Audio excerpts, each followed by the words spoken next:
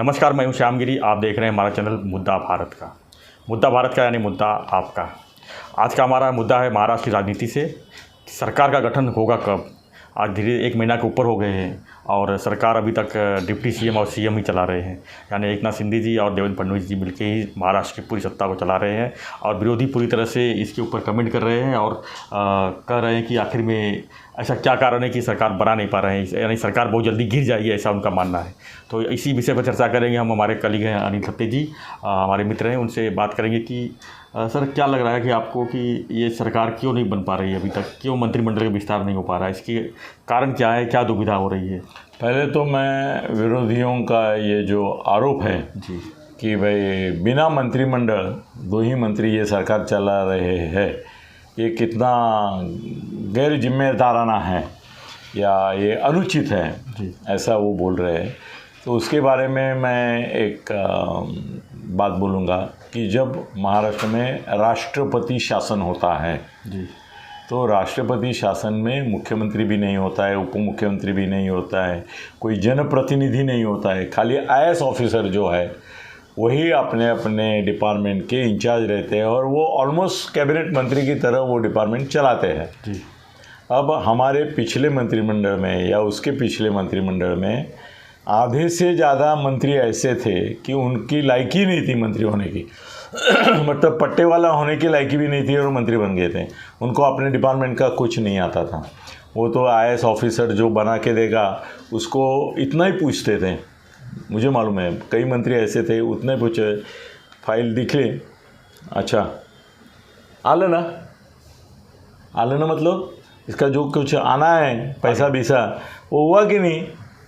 वो बोलता था हाँ सर आले, निम्मे अरे काय तुम्ही मी करतो से बाकीचे निम्मे कधी येतील ते बघा, नहीं तो बोलते थे, वो बोलता था नहीं मगर उन्होंने प्रॉमिस किया है, फेंक देते थे, प्रॉमिस भी मिस नहीं, पैसा आया है तो बोलो मैं साइन करूँगा, नहीं तो नहीं करूँगा। और देखते भी नहीं थे आधे से ज़्यादा मंत्री की क्या साइन कर रहा हूँ, पीए और आईएएस ऑफिसर। सर ऐसा देखो कि मंत्रियों से ज़्यादा पीए लोगों ने पिछले 2 कार्यकाल में कमा लिया। 14 से 19 तक आप बोलते ये मंत्री या ये आमदार या खासदार देखो स्कूटर पे जा रहा था, अभी फॉर्च्यूनर 4 लेके घूमता है, अभी इसका बंगला देखो, इसका ये देखो। कभी आंखें खोलो और उसके पीए ने कितना कमाया देखो। अभी कम से कम अभी 40 लोग मंत्री होते हैं तो 4 लोग उनके पीए होते हैं। एक घर का रहता है प्राइवेट और एक पीएस रहता है पर्सनल सेक्रेटरी और 2-3 ऐसे और उच्चक के 3 पीए रहते हैं, 4-5 लोग रहते हैं।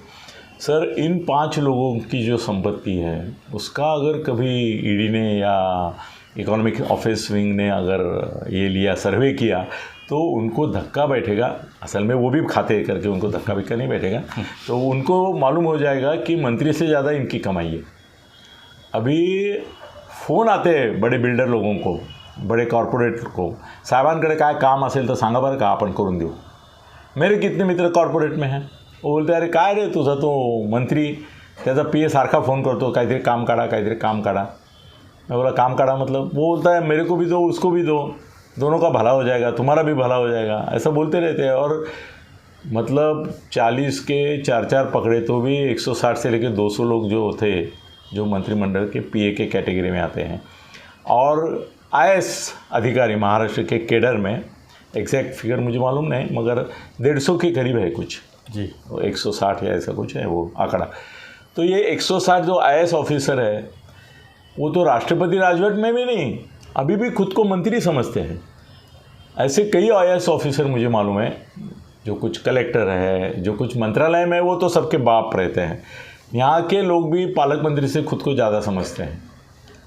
जो आईएएस ऑफिसर जिलाधिकारी रहते हैं वो बोलते ऐसा बोलते हैं। अभी थाना में क्या अलग था, एकनाथ शिंदे को सब मालूम था, वो जाना पहचाना परिपक्व आदमी था, मंत्री करके भी उसकी ये पकड़ थी करके नहीं। और कई जिलों में मैंने देखा है, मेरे जिलाधिकारी मित्र है, मैं बोलता था कैसा चला है जिला, वो क्या मैं ही चला रहा हूँ। मैं बोला पालक मंत्री, वो पालक मंत्री भाजी का पालक है, वो कुछ नहीं करता है। वो बोलता मेरा हफ्ता दे दो महीने का, जो करना है करो, हम ही सब कुछ करते हैं।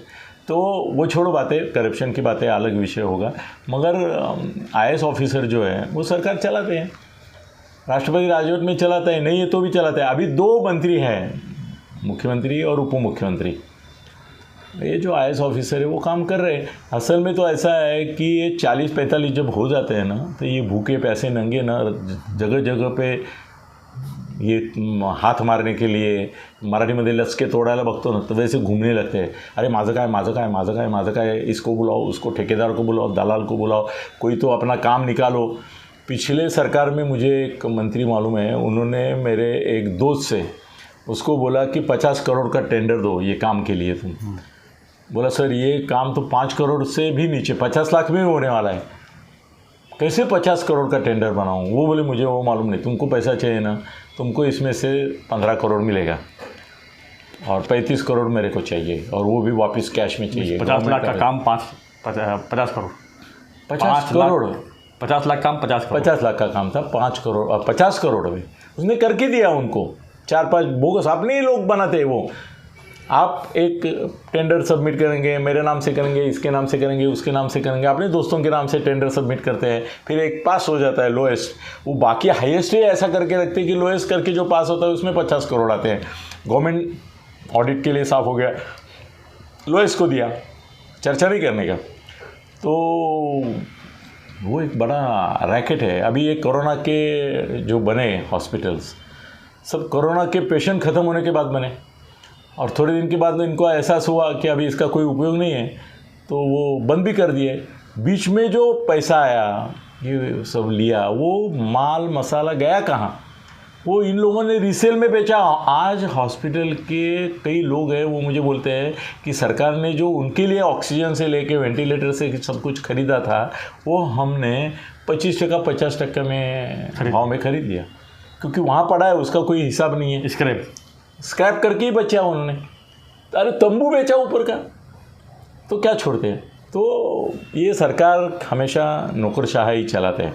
अब ये फडणवीस और तुम्हारे एकनाथ जी बहुत सिंसियर है, सीरियस है, मगर क्या है ना कि वो करेंगे, मंत्रिमंडल का विस्तार करेंगे। ये लीगल हर्डल जो है ना, एक बार क्या है ना, केंद्र सरकार का अपना तुम्हारा सुप्रीम कोर्ट का निर्णय आ जाएगा कि हाँ ये बाकायदा सरकार है, तो फिर सरकार बनाने में भी मज़ा आएगा। नहीं तो तब तक ये जो बनेंगे वो रोज़ सुबह आके पूछेंगे, सर आपलं मंत्रिमंडळ आहे का नाही आहे, सर आपल्याला वरतून सुप्रीम कोर्टाची मान्यता मिळाली की नाही मिळाली, वो इनको टेंशन हो जाएगा।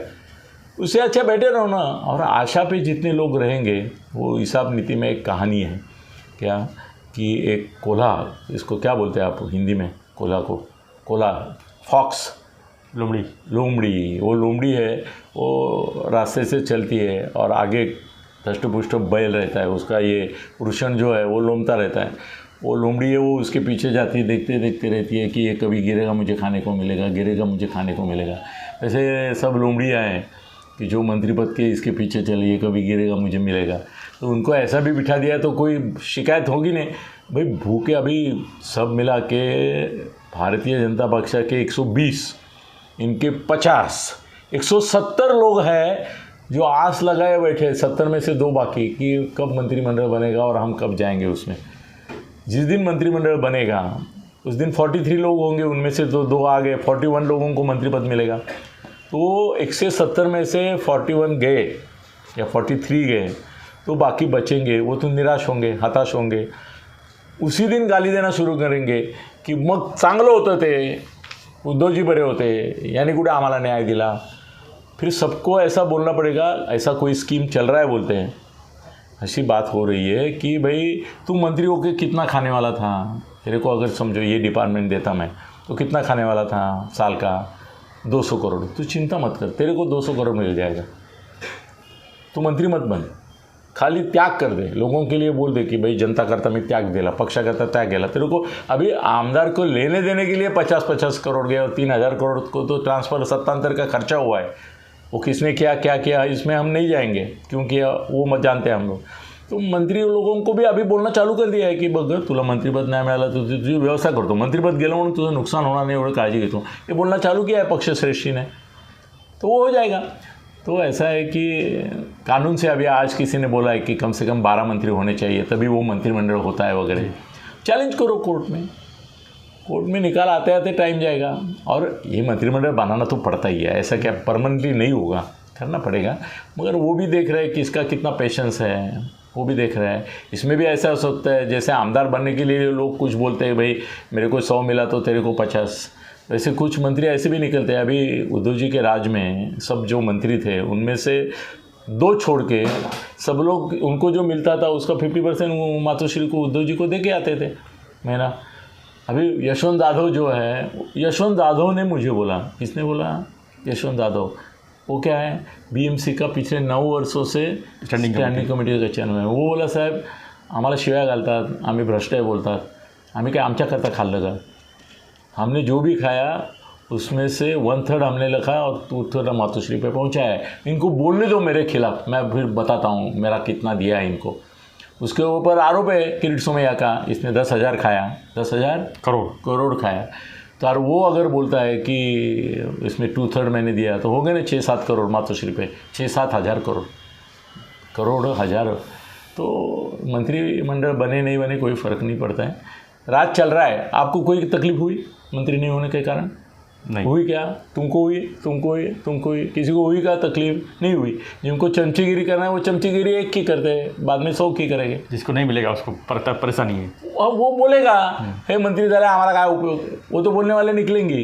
तो मंत्रिमंडल नहीं होने से कोई फ़र्क नहीं। IAS ऑफिसर अच्छा चला रहे और बेहतर चल रहा है। और एकनाथ शिंदे जी अकेले बोल रहे हैं, इसलिए कोई विसंवाद नहीं हो रहा है। फडणवीस अकेले बोल रहे हैं, कोई विसंवाद नहीं हो रहा है। 40 मंत्री 40 मुँह से बोलेंगे तो महाराष्ट्र का मंत्रिमंडल ऐसा शेकी लगेगा जैसे पहले लगता था। तो अच्छा है, हो जाएगा फिर भी। मेरे ख्याल से अगस्त 15 के आसपास आगे पीछे होने वाला है सुप्रीम कोर्ट के बाद। धन्यवाद सत्य जी। तो सत्य साहब का कहना है कि मंत्रिमंडल का विस्तार जल्दी होगा, लेकिन नहीं होने से भी कोई नुकसान नहीं है महाराष्ट्र का। आपको हमारा वीडियो कैसा लगा हमें जरूर कमेंट बॉक्स में लिखिए। अगर वीडियो पसंद आए लाइक शेयर सब्सक्राइब जरूर। धन्यवाद।